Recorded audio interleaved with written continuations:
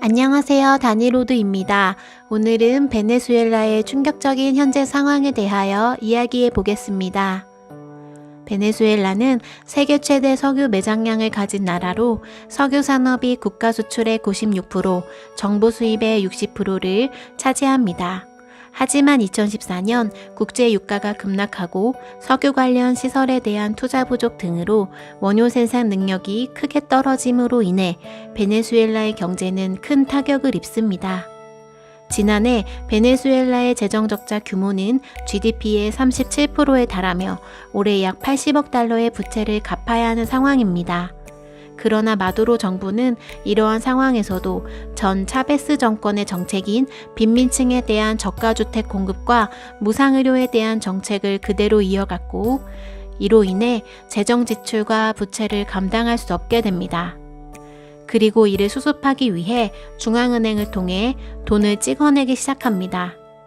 통화량이 늘면 통화 가치가 하락하면서 물가가 오르게 되는데, 베네수엘라의 경우 매달 50% 이상씩 물가가 오르는 초인플레이션이 발생합니다.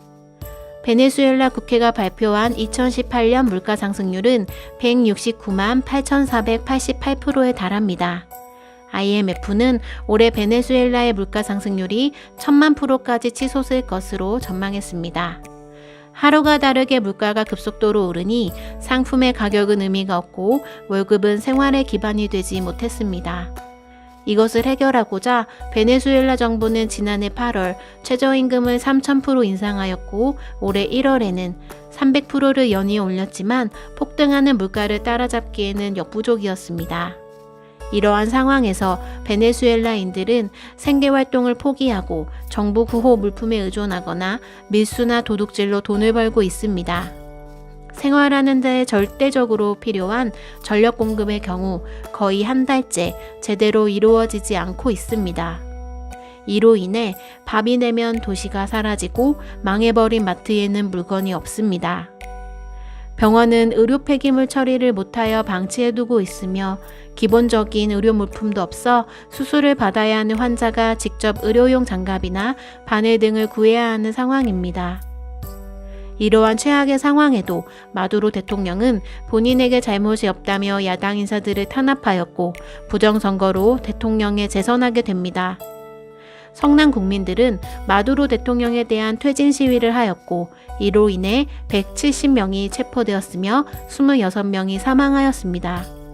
그리고 과이도 국회의장은 임시 대통령을 선언하며 베네수엘라는 한나라 두 대통령이 되어버렸습니다.